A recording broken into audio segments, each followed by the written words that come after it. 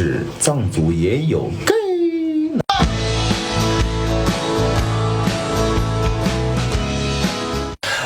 朋友们，周末好！今天就是一期聊天下。很多人在问我脸上敷的是什么？我脸上敷的就是来自于我们拉萨的一位美丽的姐姐诺诺创的品牌洛散海藻清洁泥面膜，好用，我已经用了3罐了。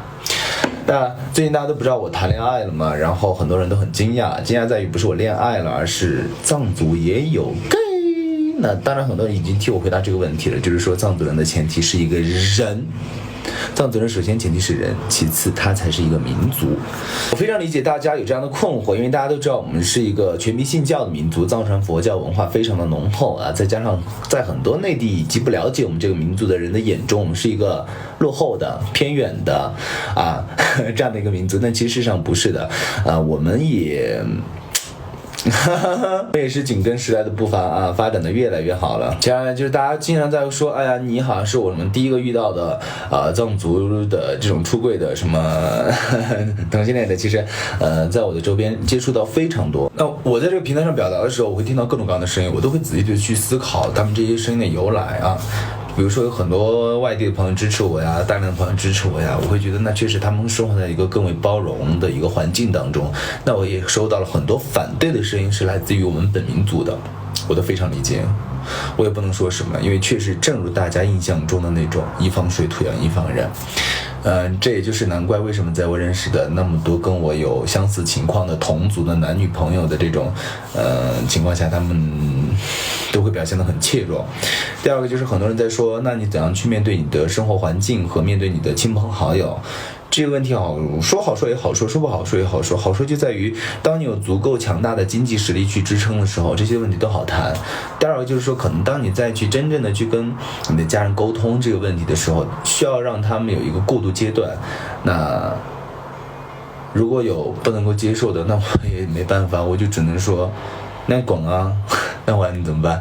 你死掉就算了呀，正好来一个亲戚大筛除。我在认识很多的这种同族的男孩女孩，就像我刚才所说的那种，他们是畏惧的我在跟他们的交流过程之中，他们普遍跟我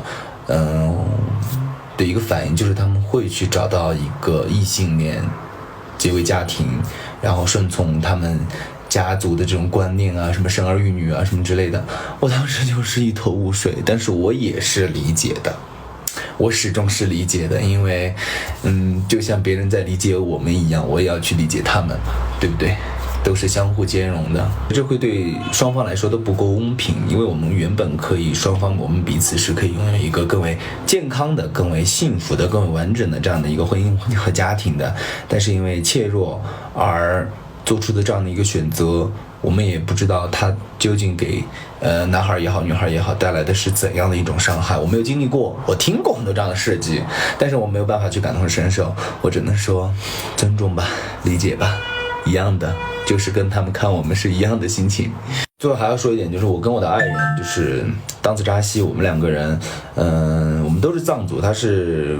安多那边的藏族，我是康巴这边的藏族。他是从小生活在这样的一个大的这种浓厚的这种藏文化环境当中，我呢是因为离成都比较近嘛，那可能很多人会说啊，你果然你们就是因为成都造成的。狗屁我小时候在眉山，在成都，在德阳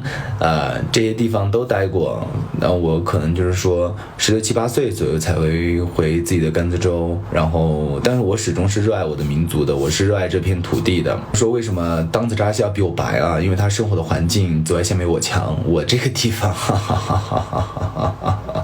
太阳大得很。就说到这里吧，我要去洗脸了。周末快乐，周末愉快，家人们记得来甘孜旅游，拜拜。